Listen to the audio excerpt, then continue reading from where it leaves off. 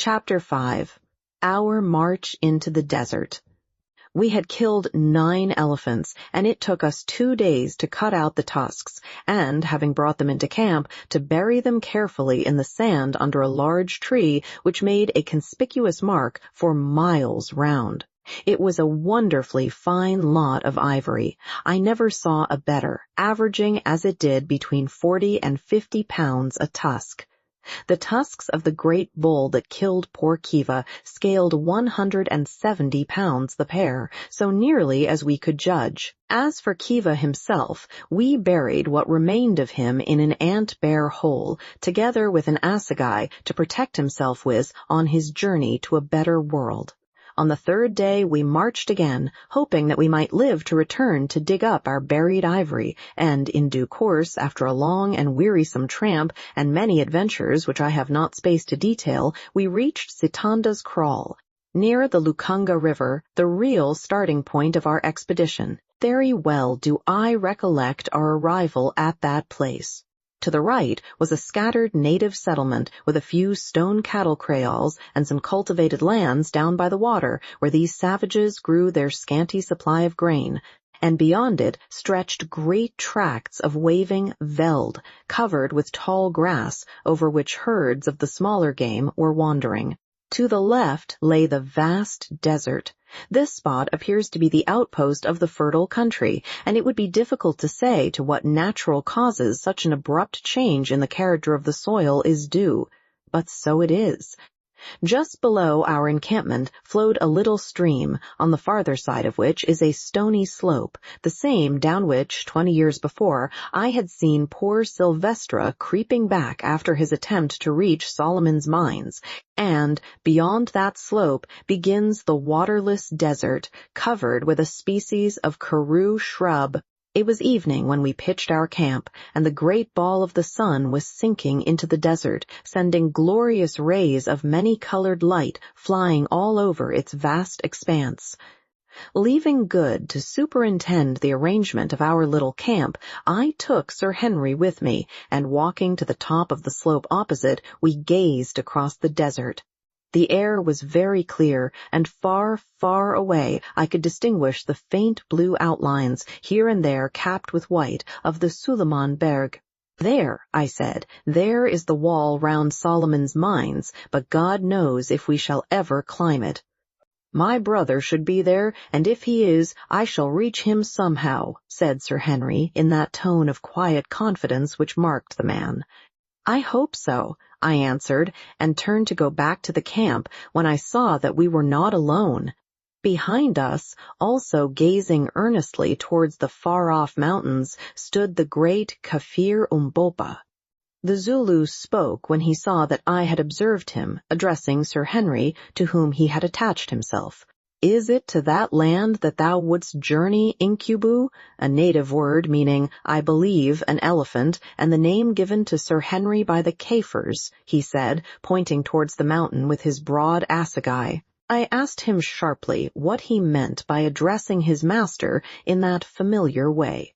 It is very well for natives to have a name for one among themselves, but it is not decent that they should call a white man by their heathenish appellations to his face. The Zulu laughed a quiet little laugh which angered me. "How dost thou know that I am not the equal of the Inkosi whom I serve?" he said. "He is of a royal house, no doubt. One can see it in his size and by his mien. So, mayhap, am I. At least, I am as great a man. Be my mouth, O Macumazahn, and say my words to the Inku's Incubu, my master, for I would speak to him and to thee."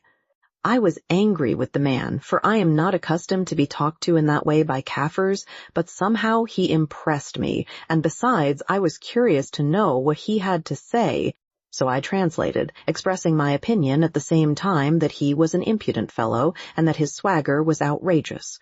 "Yes, Umbopa," answered Sir Henry, "I would journey there. The desert is wide, and there is no water in it. The mountains are high and covered with snow, and man cannot say what lies beyond them, behind the place where the sun sets. How shalt thou come thither, Incubu, and wherefore dost thou go?" "I," translated again. "Tell him," answered Sir Henry, "that I go because I believe that a man of my blood, my brother, has gone there before me, and I journey to seek him." "That is so, Incubu. A Hottentot I met on the road told me that a white man went out into the desert 2 years ago towards those mountains with one servant, a hunter. They never came back." "How do you know it was my brother?" asked Sir Henry. "Nay, I know not. But the Hottentot, when I asked what the white man was like, said that he had thine eyes and a black beard. He said, too, that the name of the hunter with him was Jim, that he was a Bechuana hunter and wore clothes." "There is no doubt about it," said I. "I knew Jim well." Sir Henry nodded. "I was sure of it," he said. "If George set his mind upon a thing, he generally did it. It was always so from his boyhood. If he meant to cross the Suleiman Berg, he has crossed it, unless some accident overtook him, and we must look for him on the other side." Umbopa understood English, though he rarely spoke it. "It is a far journey, Incubu," he put in, and I translated his remark. "Yes," answered Sir Henry, "it is far, but there is no journey upon this earth that a man may not make if he sets his heart to it. There is nothing, Umbopa, that he cannot do. There are no mountains he may not climb. There are no deserts he cannot cross, save a mountain and a desert of which you are spared the knowledge. If love leads him, and he holds his life in his hands, counting it as nothing, ready to keep it or lose it as heaven above may order." I translated. "Great words, my father," answered the Zulu. I always called him a Zulu, though he was not really one. "Great swelling words fit to fill the mouth of a man. Thou art right, my father Incubu. Listen, what is life? It is a feather. It is the seed of the grass, blown hither and thither, sometimes multiplying itself and dying in the act, sometimes carried away into the heavens. But if that seed be good and heavy, it may perchance travel a little way on the road it wills. It is well to try and journey one's road, and to fight with the air. Man must die. At the worst, he can but die a little sooner. I will go with thee across the desert and over the mountains, unless perchance I fall to the ground on the way, my father." He paused a while, and then went on with one of those strange bursts of rhetorical eloquence that Zulus sometimes indulge in, which, to my mind, full though they are of vain repetitions, show that the race is by no means devoid of poetic instinct and of intellectual power. What is life? Tell me, O white men, who are wise, who know the secrets of the world, and of the world of stars, and the world that lies above and around the stars, who flash your words from afar without a voice. Tell me, white men, the secret of our life, whither it goes and whence it comes. You cannot answer me. You know not. Listen, I will answer. Out of the dark we came, into the dark we go. Like a storm-driven bird at night, we fly out of the nowhere. For a moment our wings are seen in the light of the fire, and, lo, we are gone again into the nowhere. Life is nothing. Life is all. It is the hand with which we hold off death. It is the glowworm that shines in the nighttime and is black in the morning. It is the white breath of the oxen in winter. It is the little shadow that runs across the grass and loses itself at sunset. "You are a strange man," said Sir Henry when he had ceased. Umbopa laughed. "It seems to me that we are much alike, Incubu. Perhaps I seek a brother over the mountains." I looked at him suspiciously. "What dost thou mean?" I asked. "What dost thou know of those mountains?" "A little, a very little. There is a strange land yonder, a land of witchcraft and beautiful things, a land of brave people and of trees and streams and snowy peaks and of a great white road. I have heard of it. But what is the good of talking? It grows dark. Those who live to see will see." Again I looked at him doubtfully. The man knew too much. "You need not fear me, Macumazahn," he said, interpreting my look. "I dig no holes for you to fall in. I make no plots. If ever we cross those mountains behind the sun, I will tell what I know. But death sits upon them. Be wise and turn back. "Go and hunt elephants, my masters, I have spoken." And without another word, he lifted his spear in salutation and returned towards the camp, where shortly afterwards we found him cleaning a gun like any other Kaffir. "That is an odd man," said Sir Henry. "Yes," answered I, "too odd by half. I don't like his little ways. He knows something and will not speak out. But I suppose it is no use quarreling with him. We are in for a curious trip, and a mysterious Zulu won't make much difference one way or another." Next day, we made our arrangements for starting. Of course, it was impossible to drag our heavy elephant rifles and other kit with us across the desert, so, dismissing our bearers, we made an arrangement with an old native who had a kraal close by to take care of them till we returned. It went to my heart to leave such things as those sweet tools to the tender mercies of an old thief of a savage whose greedy eyes I could see gloating over them. But I took some precautions. First of all, I loaded all the rifles, placing them at full cock, and informed him that if he touched them, they would go off. He tried the experiment instantly with my 8-bore, and it did go off, and blew a hole right through one of his oxen, which were just then being driven up to the kraal, to say nothing of knocking him head over heels with the recoil. He got up considerably startled, and not at all pleased at the loss of the ox, which he had the impudence to ask me to pay for, and nothing would induce him to touch the guns again.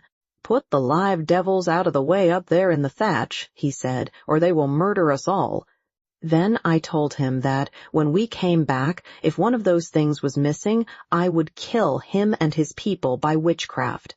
And if we died and he tried to steal the rifles, I would come and haunt him and turn his cattle mad and his milk sour till life was a weariness, and would make the devils in the guns come out and talk to him in a way he did not like, and generally gave him a good idea of judgment to come. After that, he promised to look after them as though they were his father's spirit. He was a very superstitious old Kaffir and a great villain. Having thus disposed of our superfluous gear, we arranged the kit we 5, Sir Henry, Good, myself, Umbopa, and the Hottentot Vogel, were to take with us on our journey. It was small enough, but do what we would, we could not get its weight down under about 40 pounds a man. This is what it consisted of: the 3 express rifles and 200 rounds of ammunition, the 2 Winchester repeating rifles for Umbopa and Ventvogel with 200 rounds of cartridge, 5 Cochrane's water bottles, each holding 4 pints, 5 blankets, 25 pounds weight of biltong, i.e. sun-dried game flesh, 10 pounds weight of best mixed beads for gifts, a selection of medicine, including an ounce of quinine and 1 or 2 small surgical instruments, our knives, a few sundries, such as a compass, matches, a pocket filter, tobacco, a trowel, a bottle of brandy, and the clothes we stood in. This was our total equipment, a small one indeed for such a venture, but we dared not attempt to carry more. Indeed, that load was a heavy one per man with which to travel across the burning desert, for in such places every additional ounce tells. But we could not see our way to reducing the weight. There was nothing taken but what was absolutely necessary. With great difficulty, and by the promise of a present of a good hunting knife each, I succeeded in persuading 3 wretched natives from the village to come with us for the first stage, 20 miles, and to carry a large gourd holding a gallon of water apiece. My object was to enable us to refill our water bottles after the first night's march, for we determined to start in the cool of the evening. I gave out to these natives that we were going to shoot ostriches, with which the desert abounded. They jabbered and shrugged their shoulders, saying that we were mad and should perish of thirst, which I must say seemed probable. But being desirous of obtaining the knives, which were almost unknown treasures up there, they consented to come, having probably reflected that, after all, our subsequent extinction would be no affair of theirs. All next day we rested and slept, and at sunset ate a hearty meal of fresh beef washed down with tea, the last, as Good remarked sadly, we were likely to drink for many a long day.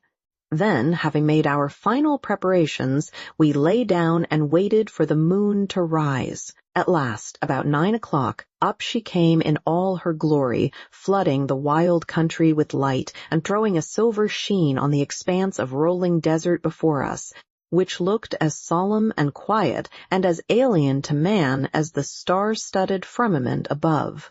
We rose up, and in a few minutes were ready, and yet we hesitated a little, as human nature is prone to hesitate on the threshold of an irrevocable step. We 3 white men stood by ourselves. Umbopa, assegai in hand and a rifle across his shoulders, looked out fixedly across the desert a few paces ahead of us, while the hired natives with the gourds of water and Ventvogel were gathered in a little knot behind. "Gentlemen," said Sir Henry presently in his deep voice, "we are going on about as strange a journey as men can make in this world. It is very doubtful if we can succeed in it. But we are 3 men who will stand together for good or for evil to the last. Now, before we start, let us for a moment pray to the power who shapes the destinies of men and who ages since has marked out our paths, that it may please him to direct our steps in accordance with his will." Taking off his hat, for the space of a minute or so, he covered his face with his hands, and Good and I did likewise. I do not say that I am a first-rate praying man, few hunters are, and as for Sir Henry, I never heard him speak like that before, and only once since, though deep down in his heart I believe that he is very religious. Good, too, is pious, though apt to swear. Anyhow, I do not remember, excepting on one single occasion, ever putting up a better prayer in my life than I did during that minute, and somehow I felt the happier for it. Our future was so completely unknown, and I think that the unknown and the awful always bring a man nearer to his Maker. "And now," said Sir Henry, "trek." So we started. We had nothing to guide ourselves by except the distant mountains and old José da Silvestra's chart, which, considering that it was drawn by a dying and half-distraught man on a fragment of linen 3 centuries ago, was not a very satisfactory sort of thing to work with. Still, our sole hope of success depended upon it, such as it was. If we failed in finding that pool of bad water which the old Dom marked as being situated in the middle of the desert, about 60 miles from our starting point and as far from the mountains, in all probability we must perish miserably of thirst. But to my mind, the chances of our finding it in that great sea of sand and karoo scrub seemed almost infinitesimal. Even supposing that da Silvestra had marked the pool correctly, what was there to prevent its having been dried up by the sun generations ago, or trampled in by game, or filled with the drifting sand? On we tramped silently as shades through the night and in the heavy sand. The karoo bushes caught our feet and retarded us, and the sand worked into our veldschoons and Good's shooting boots, so that every few miles we had to stop and empty them. But still, the night kept fairly cool, though the atmosphere was thick and heavy, giving a sort of creamy feel to the air, and we made fair progress. It was very silent and lonely there in the desert, oppressively so indeed. Good felt this, and once began to whistle, "The Girl I Left Behind Me," but the notes sounded lugubrious in that vast place, and he gave it up. Shortly afterwards a little incident occurred, which, though it startled us at the time, gave rise to a laugh. Good was leading, as the holder of the compass, which, being a sailor, of course he understood thoroughly, and we were toiling along in single file behind him, when suddenly we heard the sound of an exclamation, and he vanished. Next second there arose all around us a most extraordinary hubbub, snorts, groans, and wild sounds of rushing feet. In the faint light, too, we could descry dim galloping forms half hidden by wreaths of sand.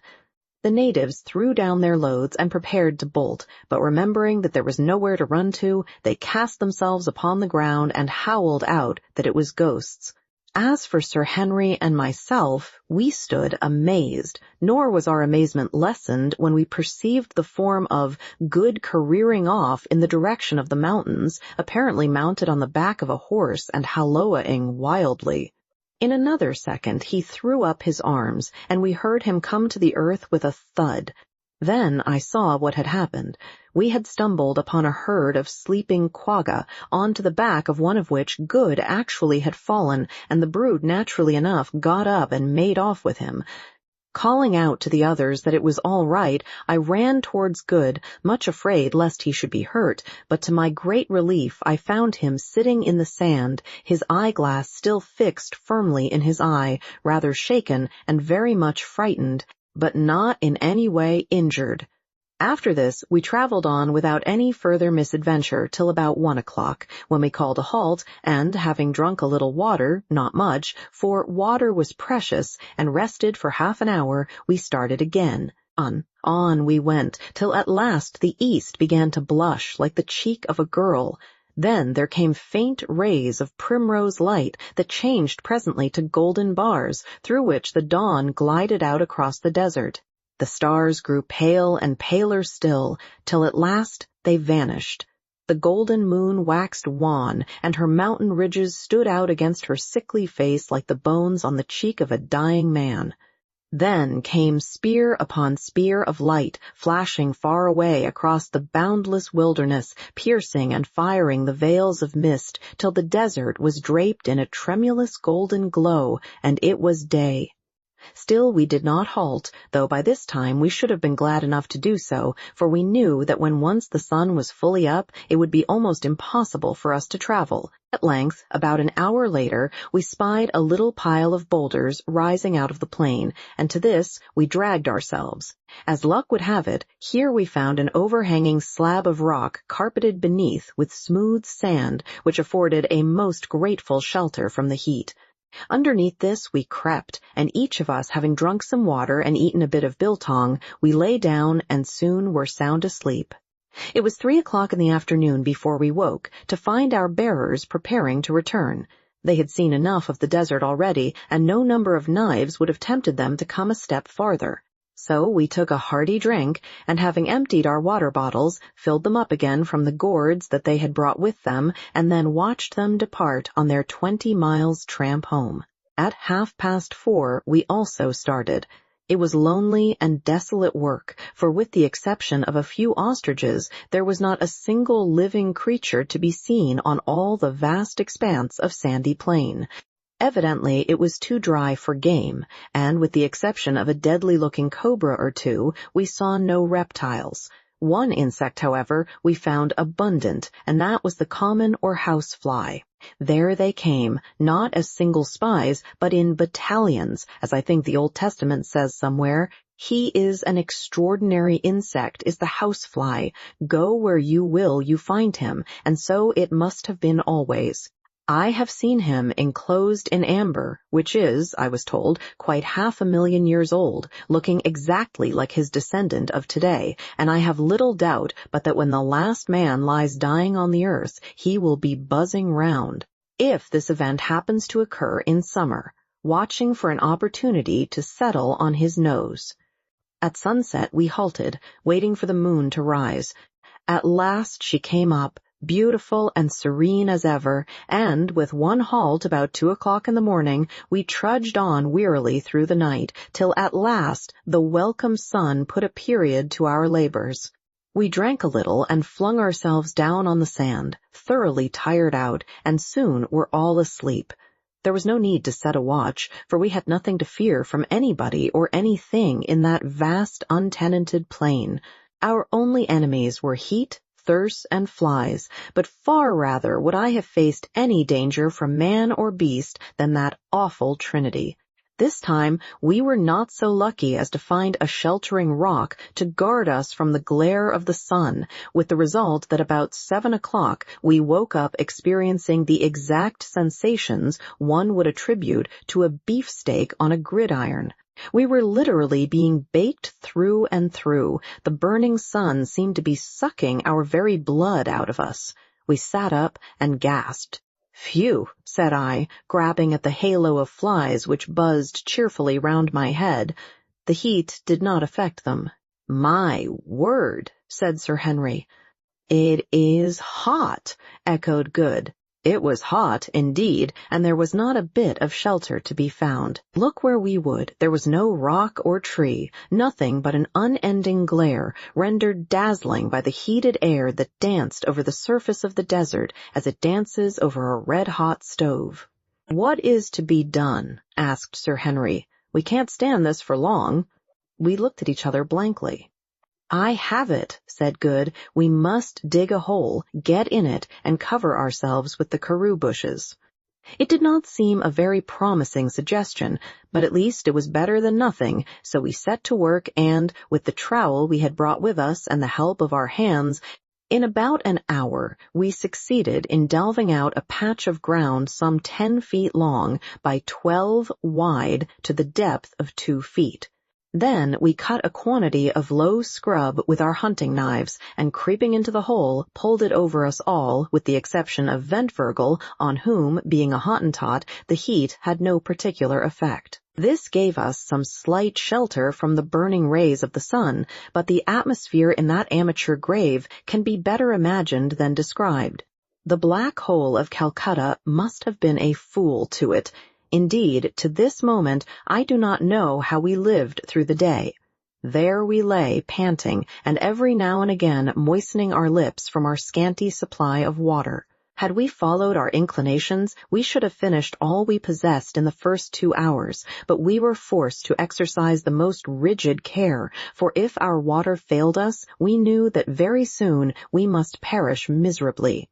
But everything has an end, if only you live long enough to see it, and somehow that miserable day wore on towards evening. About 3 o'clock in the afternoon, we determined that we could bear it no longer. It would be better to die walking than to be killed slowly by heat and thirst in this dreadful hole. So, taking each of us a little drink from our fast-diminishing supply of water, now warmed to about the same temperature as a man's blood, we staggered forward. We had then covered some 50 miles of wilderness. If the reader will refer to the rough copy and translation of old de Silvestra's map, he will see that the desert is marked as measuring 40 leagues across, and the Pan Badwater is set down as being about in the middle of it. Now, 40 leagues is 120 miles. Consequently, we ought at the most to be within 12 or 15 miles of the water, if any should really exist. Through the afternoon, we crept slowly and painfully along, scarcely doing more than 1.5 miles in an hour. At sunset, we rested again, waiting for the moon, and after drinking a little managed to get some sleep. Before we lay down, Umbopa pointed out to us a slight and indistinct hillock on the flat surface of the plain about 8 miles away. At the distance, it looked like an ant-hill, and as I was dropping off to sleep, I fell to wondering what it could be. With the moon we marched again, feeling dreadfully exhausted and suffering tortures from thirst and prickly heat. Nobody who has not felt it can know what we went through. We walked no longer. We staggered, now and again falling from exhaustion and being obliged to call a halt every hour or so. We had scarcely energy left in us to speak. Up to this, Good had chatted and joked, for he is a merry fellow. But now he had not a joke in him. At last, about 2 o'clock, utterly worn out in body and mind, we came to the foot of the queer hill, or sand kopje, which at first sight resembled a gigantic ant-heap about 100 feet high, and covering at the base nearly 2 acres of ground. Here we halted, and driven to it by our desperate thirst, sucked down our last drops of water. We had but half a pint ahead, and each of us could have drunk a gallon. Then we lay down. Just as I was dropping off to sleep, I heard Umbopa remark to himself in Zulu, "If we cannot find water, we shall all be dead before the moon rises tomorrow." I shuddered, hot as it was. The near prospect of such an awful death is not pleasant, but even the thought of it could not keep me from sleeping. Chapter 6. Water, water. 2 hours later, that is, about 4 o'clock, I woke up, for so soon as the first heavy demand of bodily fatigue had been satisfied, the torturing thirst from which I was suffering asserted itself. I could sleep no more. I had been dreaming that I was bathing in a running stream with green banks and trees upon them, and I awoke to find myself in this arid wilderness, and to remember, as Umbopa had said, that if we did not find water this day, we must perish miserably. No human creature could live long without water in that heat. I sat up and rubbed my grimy face with my dry and horny hands, as my lips and eyelids were stuck together, and it was only after some friction and with an effort that I was able to open them. It was not far from dawn, but there was none of the bright feel of dawn in the air, which was thick with a hot murkiness that I cannot describe. The others were still sleeping. Presently it began to grow light enough to read, so I drew out a little pocket copy of the Ingoldsby Legends, which I had brought with me, and read The Jackdaw of Rheims. When I got to where a nice little boy held a golden ewer, embossed and filled with water as pure as any that flows between Rheims and Namur. Literally, I smacked my cracking lips, or rather tried to smack them. The mere thought of that pure water made me mad. If the cardinal had been there with his bell, book, and candle, I would have whipped in and drunk his water up. Yes, even if he had filled it already with the suds of soap worthy of washing the hands of the Pope. And I knew that the whole consecrated curse of the Catholic Church should fall upon me for so doing. I almost think that I must have been a little light-headed with thirst, weariness, and the want of food, for I fell to thinking how astonished the cardinal and his nice little boy and the jackdaw would have looked to see a burnt-up, brown-eyed, grizzly-haired little elephant hunter suddenly bound between them, put his dirty face into the basin, and swallow every drop of the precious water. The idea amused me so much that I laughed, or rather cackled aloud, which woke the others, and they began to rub their dirty faces and drag their gummed-up lips and eyelids apart. As soon as we were all well awake, we began to discuss the situation, which was serious enough. Not a drop of water was left. We turned the bottles upside down and licked their tops, but it was a failure. They were dry as a bone. Good, who had charge of the flask of brandy, got it out and looked at it longingly.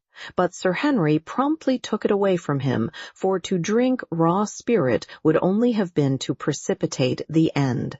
"If we do not find water, we shall die," he said. "If we can trust to the old Dom's map, there should be some about," I said. But nobody seemed to derive much satisfaction from this remark.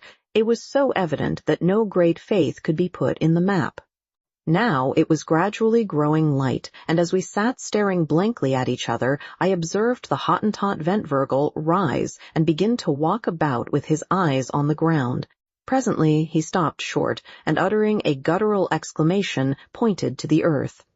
"What is it?" we exclaimed, and rising simultaneously, we went to where he was standing, staring at the sand. "Well," I said, "it is fresh springbok spoor. What of it?"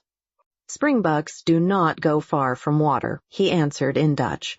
"No," I answered, "I forgot, and thank God for it." This little discovery put new life into us, for it is wonderful when a man is in a desperate position how he catches at the slightest hope and feels almost happy. On a dark night, a single star is better than nothing. Meanwhile, Ventvirgel was lifting his snub nose and sniffing the hot air for all the world, like an old impala ram who scents danger. Presently he spoke again. "I smell water," he said. Then we felt quite jubilant, for we knew what a wonderful instinct these wild-bred men possess. Just at that moment the sun came up gloriously, and revealed so grand a sight to our astonished eyes that for a moment or two we even forgot our thirst. There, not more than 40 or 50 miles from us, glittering like silver in the early rays of the morning sun, soared Sheba's breasts, and stretching away for hundreds of miles on either side of them ran the great Suliman Berg. Now that, sitting here, I attempt to describe the extraordinary grandeur and beauty of that sight, language seems to fail me. I am impotent even before its memory. Straight before us rose two enormous mountains, the like of which are not, I believe, to be seen in Africa, if indeed there are any other such in the world, measuring each of them at least 15,000 feet in height, standing not more than a dozen miles apart, linked together by a precipitous cliff of rock and towering in awful white solemnity straight into the sky. These mountains placed thus, like the pillars of a gigantic gateway, are shaped after the fashion of a woman's breasts, and at times the mists and shadows beneath them take the form of a recumbent woman, veiled mysteriously in sleep. Their bases swell gently from the plain, looking at that distance perfectly round and smooth, and upon the top of each is a vast hillock covered with snow, exactly corresponding to the nipple on the female breast. The stretch of cliff that connects them appears to be some thousands of feet in height and perfectly precipitous, and on each flank of them, so far as the eye can reach, extend similar lines of cliff, broken only here and there by flat, table-topped mountains, something like the world-famed one at Cape Town, a formation, by the way, that is very common in Africa. To describe the comprehensive grandeur of that view is beyond my powers. There was something so inexpressibly solemn and overpowering about those huge volcanoes, for doubtless they are extinct volcanoes, that it quite awed us. For a while the morning lights played upon the snow and the brown and swelling masses beneath, and then, as though to veil the majestic sight from our curious eyes, strange vapors and clouds gathered and increased around the mountains, till presently we could only trace their pure and gigantic outlines, showing ghost-like through the fleecy envelope. Indeed, as we afterwards discovered, usually they were wrapped in this gauze-like mist, which doubtless accounted for our not having seen them more clearly before. Sheba's breasts had scarcely vanished into cloud-clad privacy before our thirst, literally a burning question, reasserted itself. It was all very well for Ventvogel to say that he smelt water, but we could see no signs of it, look which way we would. So far as the eye might reach, there was nothing but arid, sweltering sand and karoo scrub. We walked round the hillock and gazed about anxiously on the other side, but it was the same story. Not a drop of water could be found. There was no indication of a pan, a pool, or a spring. "You are a fool," I said angrily to Ventvogel. "There is no water." But still he lifted his ugly snub nose and sniffed. "I smell it, Boz," he answered. "It is somewhere in the air." "Yes," I said, "no doubt it is in the clouds, and about 2 months hence it will fall and wash our bones." Sir Henry stroked his yellow beard thoughtfully. "Perhaps it is on the top of the hill," he suggested. "Rot," said Good. "Who ever heard of water being found at the top of a hill?" "Let us go and look," I put in, and hopelessly enough we scrambled up the sandy sides of the hillock, Umbopa leading. Presently he stopped as though he was petrified. "Nanzia manzi, that is, here is water," he cried with a loud voice. We rushed up to him, and there, sure enough, in a deep cut or indentation on the very top of the sand copy, was an undoubted pool of water. How it came to be in such a strange place we did not stop to inquire, nor did we hesitate at its black and unpleasant appearance. It was water, or a good imitation of it, and that was enough for us. We gave a bound and a rush, and in another second we were all down on our stomachs, sucking up the uninviting fluid as though it were nectar fit for the gods. Heavens, how we did drink! Then, when we had done drinking, we tore off our clothes and sat down in the pool, absorbing the moisture through our parched skins. You, Harry, my boy, who have only to turn on a couple of taps to summon hot and cold from an unseen vasty cistern, can have little idea of the luxury of that muddy wallow in brackish, tepid water.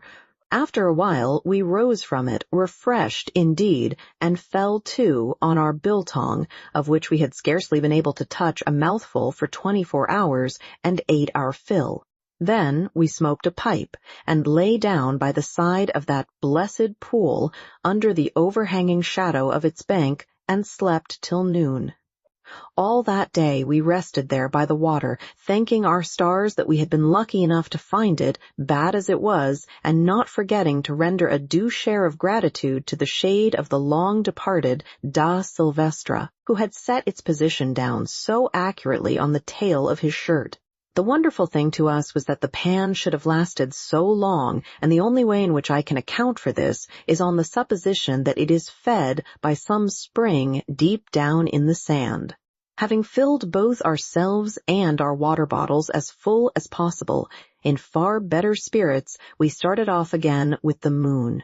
That night we covered nearly 25 miles, but, needless to say, found no more water, though we were lucky enough the following day to get a little shade behind some ant heaps. When the sun rose and, for a while, cleared away the mysterious mists, Suleiman's Berg, with the two majestic breasts, now only about 20 miles off, seemed to be towering right above us and looked grander than ever. At the approach of evening, we marched again, and, to cut a long story short, by daylight next morning found ourselves upon the lowest slopes of Sheba's left breast, for which we had been steadily steering. By this time our water was exhausted once more, and we were suffering severely from thirst, nor indeed could we see any chance of relieving it till we reached the snow line far, far above us.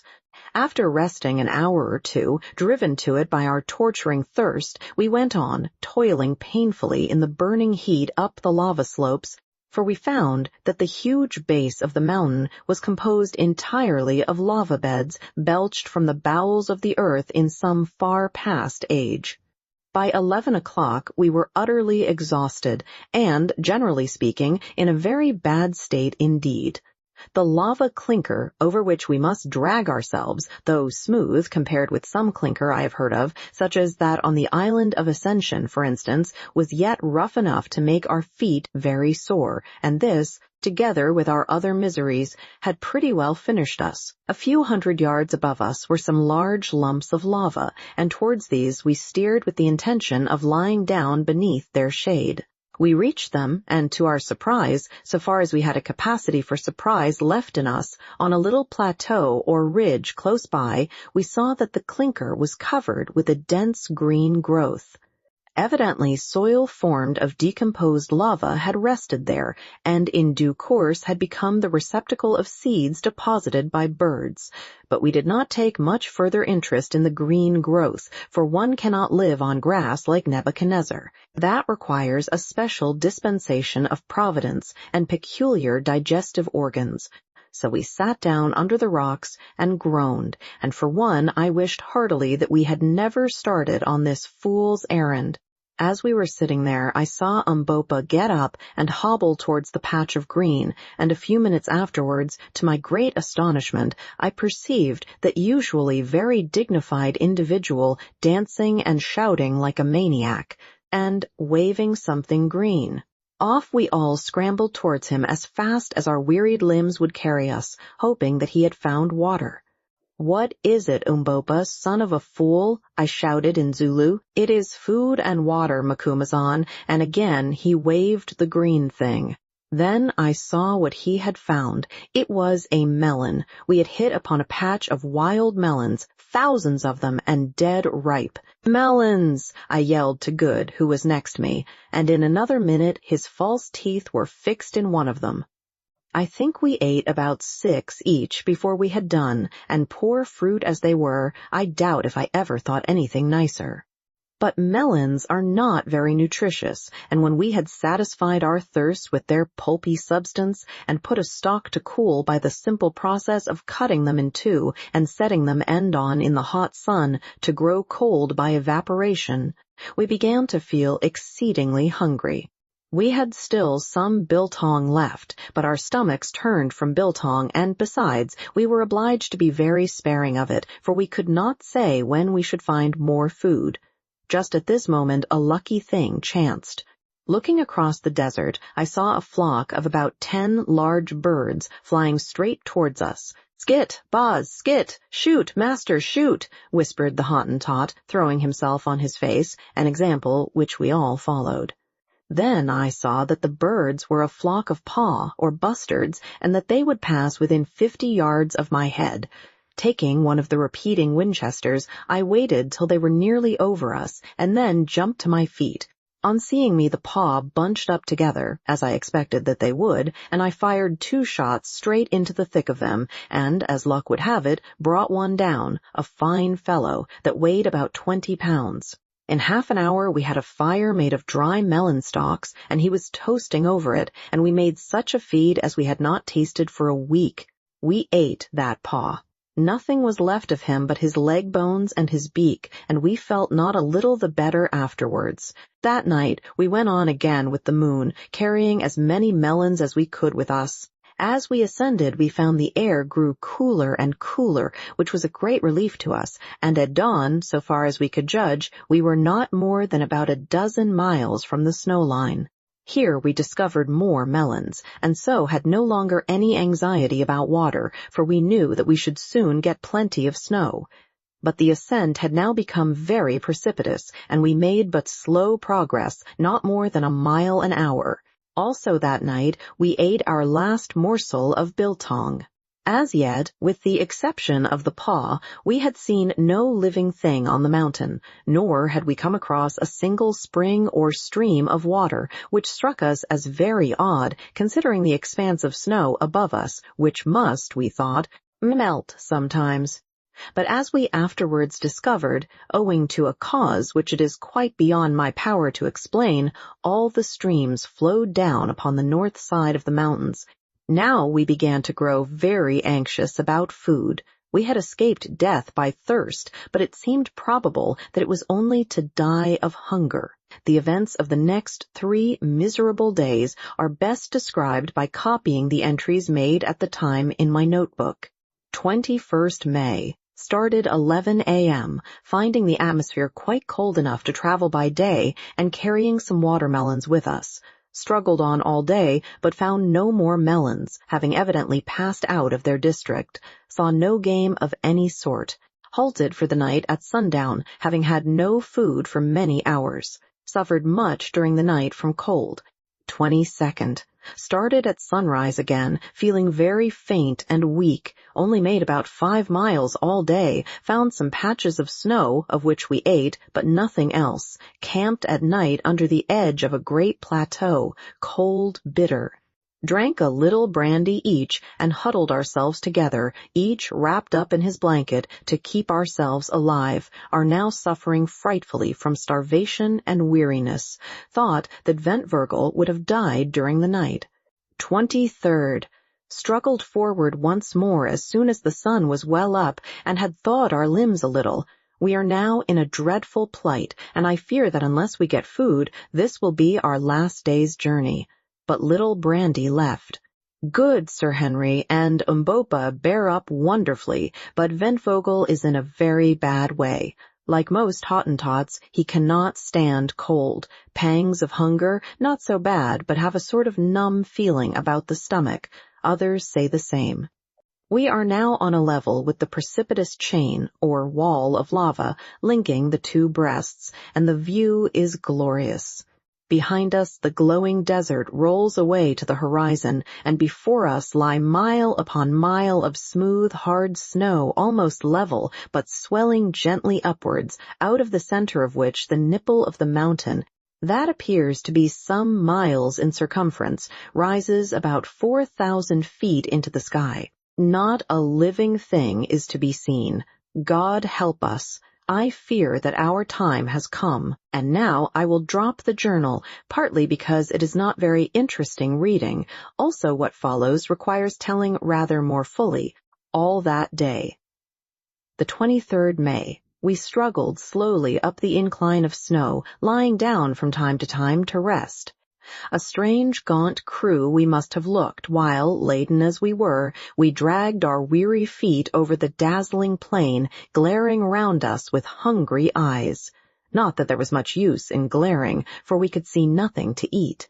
We did not accomplish more than 7 miles that day. Just before sunset, we found ourselves exactly under the nipple of Sheba's left breast, which towered thousands of feet into the air, a vast, smooth hillock of frozen snow. Weak as we were, we could not but appreciate the wonderful scene, made even more splendid by the flying rays of light from the setting sun, which here and there stained the snow blood red and crowned the great dome above us with a diadem of glory. "I say," gasped Good presently, "we ought to be somewhere near that cave the old gentleman wrote about." "Yes," said I, "if there is a cave." "Come, Quatermain," groaned Sir Henry, "don't talk like that. I have every faith in the Dom. Remember the water. We shall find the place soon." "If we don't find it before dark, we are dead men. That is all about it," was my consolatory reply. For the next 10 minutes we trudged in silence, when suddenly Umbopa, who was marching along beside me, wrapped in his blanket and with a leather belt strapped so tightly round his stomach to "make his hunger small," as he said, that his waist looked like a girl's, caught me by the arm. "Look," he said, pointing towards the springing slope of the nipple. I followed his glance, and some 200 yards from us perceived what appeared to be a hole in the snow. "It is the cave," said Umbopa. We made the best of our way to the spot, and found sure enough that the hole was the mouth of a cavern, no doubt the same as that of which Da Silvestra wrote. We were not too soon, for just as we reached shelter, the sun went down with startling rapidity, leaving the world nearly dark, for in these latitudes there is but little twilight. So we crept into the cave, which did not appear to be very big, and huddling ourselves together for warmth, swallowed what remained of our brandy, barely a mouthful each, and tried to forget our miseries in sleep. But the cold was too intense to allow us to do so, for I am convinced that at this great altitude the thermometer cannot have marked less than 14 or 15 degrees below freezing point. What such a temperature meant to us, enervated as we were by hardship, want of food, and the great heat of the desert, the reader may imagine better than I can describe. Suffice it to say that it was something as near death from exposure as I have ever felt. There we sat, hour after hour, through the still and bitter night, feeling the frost wander round and nip us now in the finger, now in the foot, now in the face. In vain did we huddle up closer and closer. There was no warmth in our miserable, starved carcasses. Sometimes one of us would drop into an uneasy slumber for a few minutes, but we could not sleep much, and perhaps this was fortunate, for if we had, I doubt if we should have ever woke again. Indeed, I believe that it was only by force of will that we kept ourselves alive at all. Not very long before dawn, I heard the Hottentot Ventvogel, whose teeth had been chattering all night like castanets, give a deep sigh. Then his teeth stopped chattering. I did not think anything of it at the time, concluding that he had gone to sleep. His back was resting against mine, and it seemed to grow colder and colder, till at last it felt like ice. At length the air began to grow gray with light, then golden arrows sped across the snow, and at last the glorious sun peeped above the lava wall and looked in upon our half-frozen forms. Also it looked upon Ventvogel, sitting there amongst us, stone dead.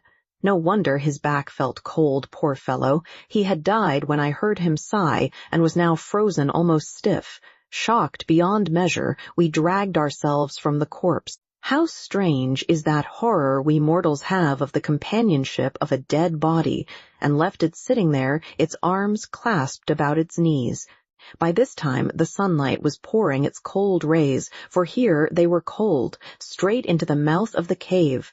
Suddenly I heard an exclamation of fear from someone, and turned my head. And this is what I saw, sitting at the end of the cavern. It was not more than 20 feet long, was another form, of which the head rested on its chest and the long arms hung down. I stared at it, and saw that this, too, was a dead man, and, what was more, a white man. The others saw also, and the sight proved too much for our shattered nerves. One and all we scrambled out of the cave as fast as our half-frozen limbs would carry us.